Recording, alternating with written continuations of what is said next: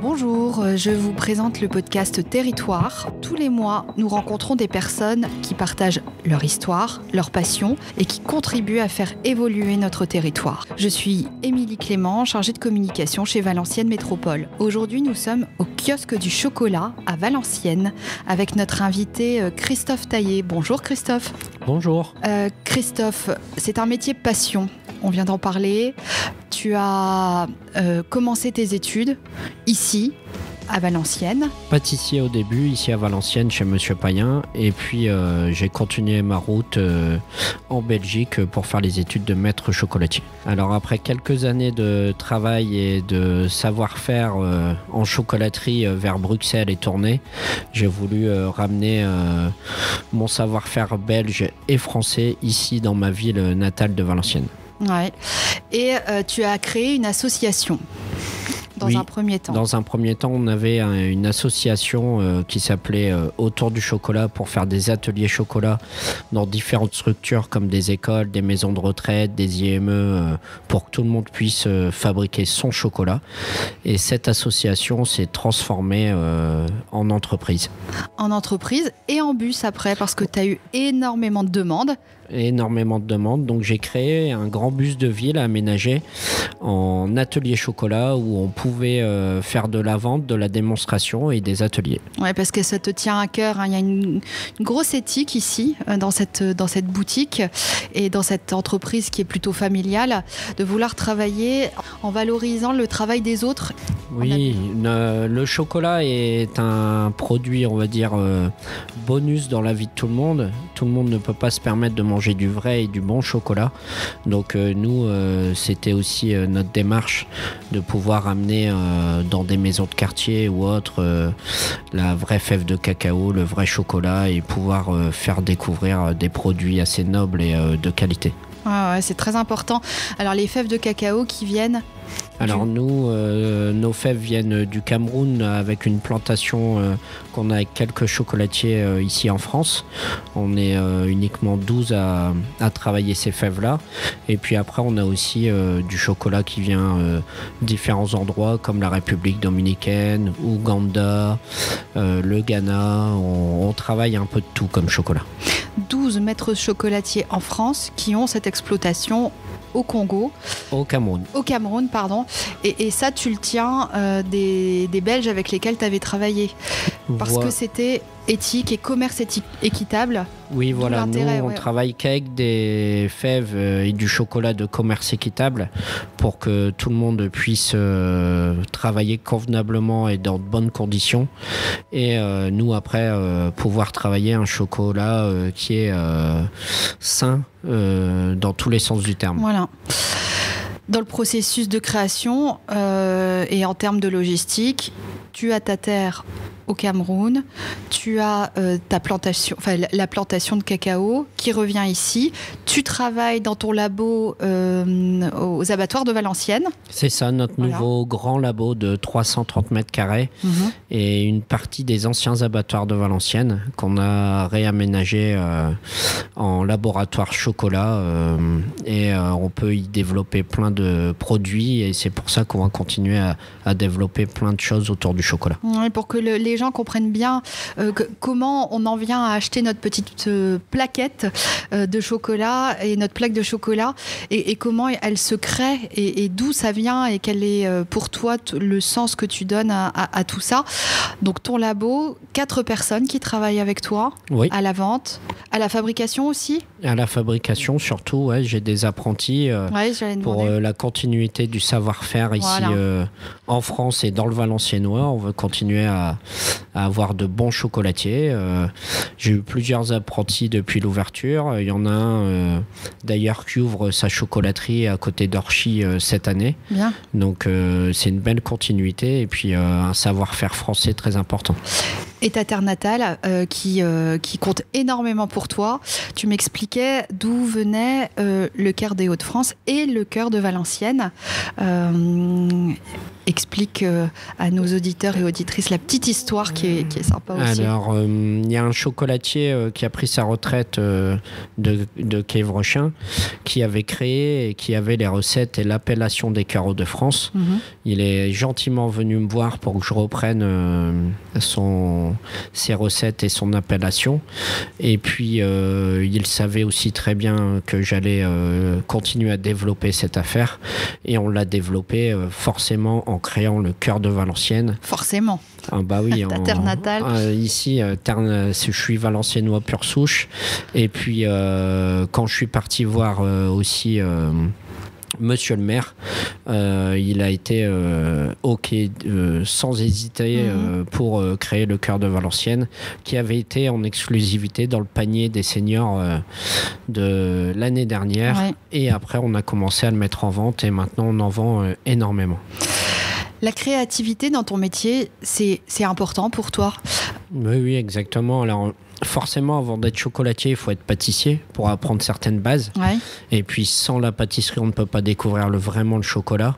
Donc, après mes 3 ans de pâtisserie ici à Valenciennes, chez Monsieur Payen, j'ai été impatient de partir me former en chocolaterie parce que c'est vraiment le monde et la matière que j'adore travailler, qu'on peut vraiment travailler sous toute forme, que ce soit faire des bonbons de chocolat, des barres, des tablettes, tout ce qui est... traditionnel, on va dire, et puis après faire des pièces plus artistiques avec de beaux projets comme travailler avec Antoine Dufillot pour recréer ses voitures en chocolat. Ouais, Antoine Dufillot qui avait exposé sa voiture Place d'Armes. Place d'Armes, oui. C'était ça. Exactement. C'était quoi comme voiture? C'était une grosse maquette. Ouais, une grosse maquette donc d'une de ses voitures. Exposée aussi à Dubaï, il me semble. En échelle 1, ouais, il expose un peu partout dans le monde. C'est un très très grand artiste qui. Du coin aussi. Ah, il est à la base de Valenciennes. Maintenant, il réside vers Lille. Mais c'est quelqu'un que je connais bien et avec qui on va commencer à faire de beaux projets.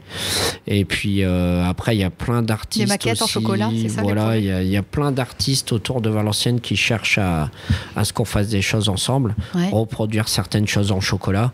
Et donc tout ça, ça va être développé cette année 2025. Les jeunes, quel message quel conseil tu leur donnerais? S'accrocher quand même, c'est pas des métiers toujours faciles. Non, mais après les jeunes qui sont intéressés, j'ai beaucoup de stagiaires dès la 3e, 4e, et puis même au lycée qui viennent voir un peu le monde du chocolat pour savoir si ça peut leur plaire et partir dans cette voie-là. Le point positif maintenant en 2025, c'est que les métiers de bouche, comme la pâtisserie et le chocolat, est vu d'un meilleur œil. Ouais. Moi, quand il y a une vingtaine d'années, j'ai dit je vais partir en pâtisserie.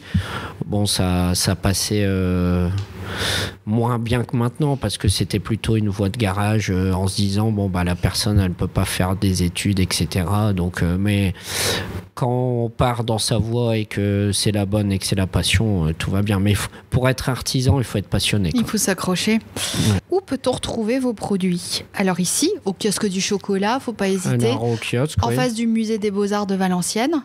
Exactement. Voilà, sur la place du marché. En dessous du kiosque. Oui. Sur certains marchés, le marché de Noël. Le marché de Noël, par exemple. Dans le bus. Après, le bus se déplace. Dans le bus qui se déplace par moment. Alors, il y a des périodes où on va être au Quesnoy, pour la fête du lait, par exemple. On va être sur le marché des saveurs sur la place d'Armes 2 fois par an. Oui. On va être au marché de Noël aussi sur la place d'Armes. Et puis après, certains mercredis matin également. Et puis après, on peut être à différents endroits ou différentes villes pour de la vente ou des ateliers. On va jusqu'à Douai, Lille, etc. Donc, il faut suivre sur les pages des réseaux sociaux. Ouais. Et puis, on est un peu au courant du parcours du bus. Et jusqu'au Touquet, vous me disiez, avec le cœur. Il y a le Caprice Touquetois qui vend nos cœurs Hauts-de-France aussi également et quelques autres chocolats. Donc rue Saint-Jean au Touquet, oui, également. Et puis nous travaillons aussi avec les magasins Au Terroir et la Grange du Terroir aussi à côté d'Ouellers. ALM. ALM, exactement. Chez Vanessa, elle a un très très beau magasin. Donc c'est super cool d'avoir nos produits également là-bas. C'est chouette. Bon allez, la petite question, parce qu'on l'a vu sur vos réseaux sociaux et on le voit un peu partout sur Insta. Le chocolat de Dubaï, d'où c'est venu cette idée ? Et comment la recette ? On voudrait la recette. Alors c'est pas du tout mon idée, puisque pendant... On t'a vu Christophe, on te voit. Pendant tout le marché Noël au mois de décembre, tous les jeunes sont venus me réclamer des tablettes Dubaï. Et voilà. Donc j'avais vu passer ces tablettes qui avaient été créées par un chocolatier là-bas à Dubaï. Ouais. Et bon, j'étais pas parti dans l'instant T de le faire. Après, j'ai eu tellement de demandes que je leur ai dit, écoutez, je vais m'en occuper. J'ai commandé les moules pour pouvoir fabriquer ces tablettes-là, parce qu'il faut un moule exprès pour faire des très grosses tablettes très épaisses. Et puis, on a regardé un peu quelle recette on pouvait faire avec ça. Et puis, là, on a donc, normalement, c'est à la pistache. Donc, la pure pâte de pistache, des éclats de pistache. Il y a une nouille orientale qu'on fait revenir dans du beurre pour que ce soit croquant dedans aussi. Que ce soit léger. Et léger. Ouais, non, c'est léger. C'est l'idée. Bon, c'est l'hiver. Et puis, de ce fait-là, on l'a faite en pistache. Nous, on l'a développée aussi à la cacahuète et au praliné aussi pour avoir différents goûts. Parce que tout le monde n'aime pas la pistache. Non, c'est vrai. Et alors finalement, c'est devenu le chocolat de Valenciennes, quoi. Ouais, c'est une tablette Dubaï de Valenciennes. Dubaï de Valenciennes, la tablette Dubaï de Valenciennes. Mais non, on en vend énormément. Donc la mode fait que les gens recherchent ce produit. Ouais. Mais en même temps, les personnes qui ne suivent pas la mode goûtent quand même. Goûtent quand même. Dubaï. Ok. Quand ça marche bien. Et c'est bon. Ouais, c'est bon. C'est pas mauvais. C'est pas mauvais. C'est croquant, c'est fondant, donc tout va bien. C'est croquant. Eh ben merci Christophe pour cette interview. Est-ce que tu as des choses à ajouter ? Non, venez à Valenciennes, venez au kiosque. Venez à Valenciennes, notre jolie ville de Valenciennes. C'est vrai. Et en plus, il y a plein de petits coins gourmands et intéressants à visiter. Donc, n'hésitez pas à passer par le kiosque derrière le musée. Et, vous serez toujours bien accueillis par la maman aussi qui est là. Elle se cache, mais elle est là, la maman. Voilà, vous serez accueillis au kiosque par... Comment s'appelle-t-elle ? Par Louisa. Louisa. Et coucou puis... Louisa. Oui. Et puis comme ça, vous pourrez repartir avec vos cœurs de Valenciennes ou autres spécialités. La maman est fière de son fils ? Ah oui, tout à fait. Ah bah oui. Très très fière. Elle est fière. Donc, de ma ville aussi. Et de sa ville. Oui. Ouh, chouette ça. Chouette. C'est génial. Donc venez à Valenciennes, ce sera bien. Venez à Valenciennes découvrir. Et bien voilà, c'est terminé. Merci encore Christophe, Louisa, pour votre chaleureux accueil. J'invite tout le monde à venir faire un tour ici au kiosque ou dans les différents points qu'on vient d'évoquer. Pour ne rater aucune de nos actualités, je vous invite à suivre Valenciennes Métropole sur les réseaux sociaux. Nous sommes présents sur Facebook, Instagram et LinkedIn. Et parlez de ce podcast autour de vous. N'hésitez pas à le partager pour que tout le monde connaisse les pépites de notre territoire. Je tiens à remercier l'ensemble de l'équipe de Valenciennes Métropole et Christophe pour permettre à ce podcast d'exister. Je suis Émilie Clément, chargée de communication pour Valenciennes Métropole. À bientôt.